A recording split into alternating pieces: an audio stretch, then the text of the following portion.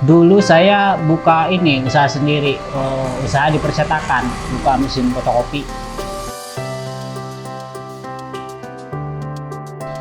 Tapi dengan seiring berjalan, ternyata di kopi itu ya jadi hobi lah, kayaknya jadi hobi.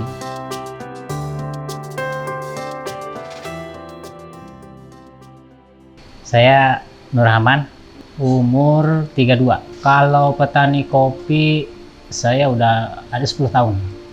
10 tahun. Kalau produksi belum lama, paling 2 tahunan lah, 2 tahun produksi.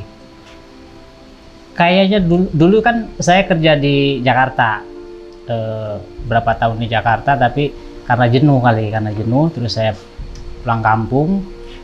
Nah, di kampung karena ngelihat tetangga saudara itu pada nanam kopi, ya saya ikutan nanam. Awalnya ikut-ikutan. Tapi dengan seiring berjalan, ternyata di kopi itu ya jadi hobi lah, kayaknya jadi hobi. Senang gitu cara ngerjainnya, segala macam itu senang. Sampai sekarang produksi segala macam itu kan. Iya, belajar sendiri, belajar sama teman-teman yang lain. Ya karena di sini mayoritas yang nanam kopi, ya otomatis kita belajar langsung lah sama tetangga segala macam. Dulu saya buka ini usaha sendiri, usaha di percetakan, buka mesin fotokopi.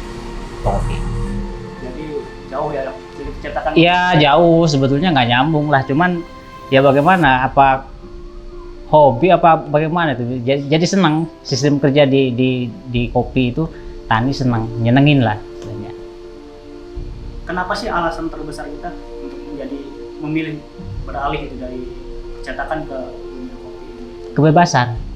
Kebebasan sama bisa berkarya sendiri. Karena kalau kopi itu kan tergantung cara kita bekerja. Artinya semakin kita semangat bekerja, ya semakin banyak pula hasilnya kan gitu.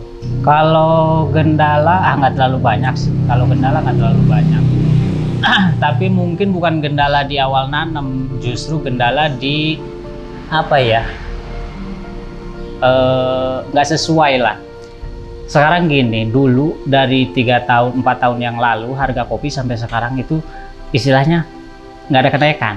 Nah sementara biaya operasional kayak modal pupuk segala macam itu kan 2 kali lipat naiknya. Mungkin gendala dari situ saja sih. Untuk lahannya sendiri kita punya sendiri atau? Alhamdulillah punya sendiri. Berapa luas? Luasnya kalau 2 hektar adalah. Per 1 hektar 2.500. 2.500 per 1 hektar. Kalau 2 batang berarti kan antara 5.000. Antara 5.000 batang. Modalnya gimana ya cara modalnya? Mungkin dari pupuk aja sih. Dari pupuk itu per hektar rata-rata per tahun 1 ton pupuk. Kalau 2 hektar 2 ton itu dari pupuknya. Terus dari yang kerja, kalau yang kerja paling pas biaya ngambil, pas biaya manen itu sistemnya per karungan. Per karung kita borongin 50.000 per karung. Modal itu per hektar rata-rata 15 juta habis lah. Modal awal 15 juta? Iya, modal awal 15 juta. Enggak, itu modal operasional dari mulai pupuk sampai manen, terus bersihin rumput. Ya kalau kita total 15 juta habis. Biasanya kalau nanam itu panennya berapa kali sekali? Setahun sekali. Setahun sekali. Setelah ditanam, perawatan, masuk ke perawatan. Itu kan dari nanam sampai bisa berbuah itu minimal 2 tahun.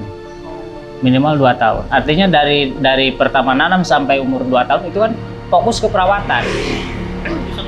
Baru bisa berbuah itu baru belajar. Belum sampai, kalau banyaknya itu umur 3 tahun. Masuk umur 3 tahun baru jatuhnya banyak lah. Per hektar rata-rata 2 ton. 2 ton ya? Per hektar ya biji kering. Sebelumnya berapa biasanya? Tapi rata-rata. Kayak kalau kita perawatan pupuk segala macam stabil, ya tentunya hasil juga stabil. tentu hasil stabil. Dari awal itu ya biasa kita manen, habis manen terus penjemuran, setelah penjemuran penggilingan sampai keluar biji, sampai jadi biji. Setelah biji baru kita masuk mesin open. Dari mesin open itulah baru kita jual. Yang lama itu penjemuran. Penjemuran itu bisa, kalau cuacanya bagus bisa 2 minggu, artinya 14 hari ya. 14 hari itu kalau cuacanya panas. Kalau cuacanya banyak hujan itu bisa 1 bulan. 1 bulan, iya bisa 1 bulan. Per 1 kilo itu jadinya 7 ton. Artinya 1 kilo biji kering. Artinya kalau 1 ton berarti jadinya 7 kintal bubuk. Jadi 7. Kalau dapat 2 ton ya berarti kan 1 ton 14 kintal. 14 kintal bubuk. Jenis kopinya sendiri yang kita tanam apa nih? Robusta. Oh, kita khusus robusta. Iya, karena di daerah kita ini kan rendah.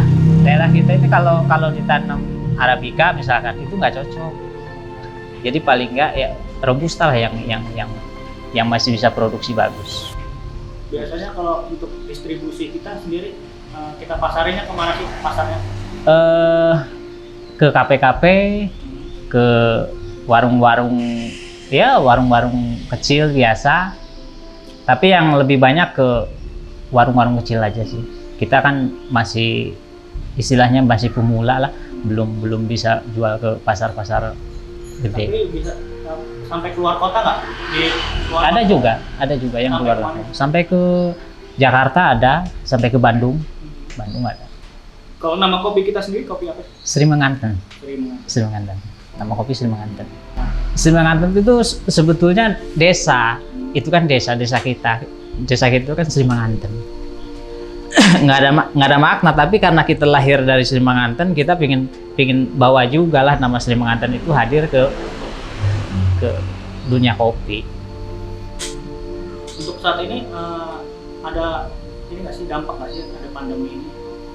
Iya, karena kan kayak kafe itu kan banyak yang tutup. Artinya kita itu sudah nggak bisa kirim ke Jawa lagi semenjak COVID ini kan banyak kafe yang tutup. Artinya kita tidak bisa kirim ke luar provinsi. Ya paling kita jual di warung-warung kecil saja. Dampaknya berapa persen sih dulu? 70%. Kalau biasanya kita setahun bisa ngabisin berapa ton, kalau sekarang enggak. Karena kan ya semua kan kembali ke perekonomian. Kalau memang perekonomian kecil ya bagaimana kita mau beli? Apa ya? Kalau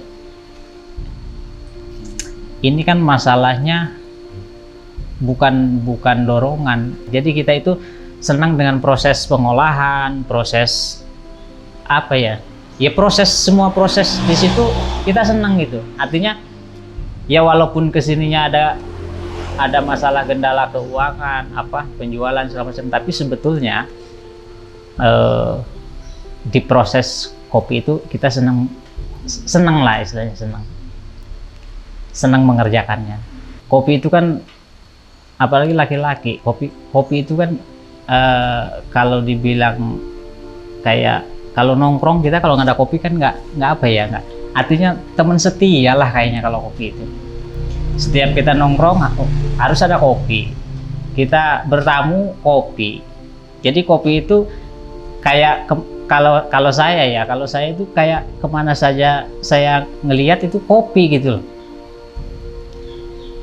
Makanya walaupun secara perekonomian nggak gede, tapi saya tetap masih senang di dunia kopi,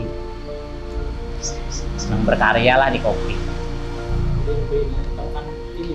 Karya ya, hobi ya. Iya. Nah, senang gitu. Kita melakukan sekarang gini. Dulu saya kerja di Jakarta kalau ngomongin hasil mungkin lebih gede lah. Tapi karena kita kurang hobi, kurang senang dengan kerjaan itu, artinya beban. Jadi walaupun hasil kita gede, tapi kalau beban berat gitu loh. Nah beda dengan di dunia kopi. Ya walaupun ngomongin hasil sedikit, tapi kan karena kita senang, ya sudah dijalani saja. Kopi ini kan ya kalau umumnya para petani itu sebetulnya pengennya ada keseimbangan lah antara harga penjualan dengan modal. Kalau ini kan nggak ada keseimbangan sebetulnya dari 4 tahun, masuk dari 4 tahun yang lalu, dari 5 tahun yang lalu itu harga itu sama aja itu, nggak pernah, kadang-kadang turun malah. Nah sementara kebutuhan biaya hidup lah kalau ngomongin itu ya, kayak pupuk naiknya berapa kali lipat, kayak obat-obatan yang lain berapa kali lipat, kan nggak sesuai. Nah harapan para petani sebetulnya ada keseimbangan gitu. Kalau memang pupuknya naik ya paling nggak kopinya juga ikut naik lah, kalau biar ada seimbang gitu. Kalau harapannya banyak sih kalau di para petani itu sebetulnya banyak. Selain paling nggak harga lah ya, harga pertama. Yang kedua itu bimbingan ilmunya lah. Karena kita itu kan bukan belajar secara sekolah tapi belajar secara turun menurun. Artinya dengan ilmu yang seadanya, dengan ilmu yang turun menurun gitu. Nggak ada ilmu yang kayak di luar itu kan pertaniannya semakin apa ya, milenial. Kalau di sini kan nggak, di sini tuh ala kadarnya lah istilahnya. Karena memang tidak ada pemahaman dan tidak ada yang memberi pemahaman di dunia kopi. Artinya banyak harapan dari para petani ini didatangkan Gapoktan lah, dari Gapoktan itu pengennya ada yang membimbing masalah cara segala macam, ada sekaligus memasarkan ya, iya, mempromosikan. Karena kan kalau kita nggak produksi sampai jadi itu harga jual kan murah. Artinya kalau kita bisa produksi ya syukur-syukur lebih meningkat harganya kan. Secara perekonomian kan lebih gede lah, lebih maju. Di sini kan proses ada beberapa macam proses. Proses kopi biasa, kopi petik merah, kopi yang istilahnya yang macam-macam kopi lah di situ. Artinya sama aja di sini dengan di tempat-tempat yang lain sama aja kalau masalah kopi. Nggak ada keunggulan. Itu kan tinggal masalah nanti orang pesennya yang kopi super, artinya kopi petik merah ya. Petik merah di sini dengan yang lainnya sama aja lah, rasanya sama aja. Kalau masalah itu sama aja. Kalau untuk tempat produksi di sini cuma kita doang ya? Di sini kita aja karena Desa apa sih? ini Sri Manganten. Desa Sri Manganten. Alamatnya ada di Desa Sri Manganten. Oh ya, Kecamatan Pulau Panggung, Kabupaten Tanggamus.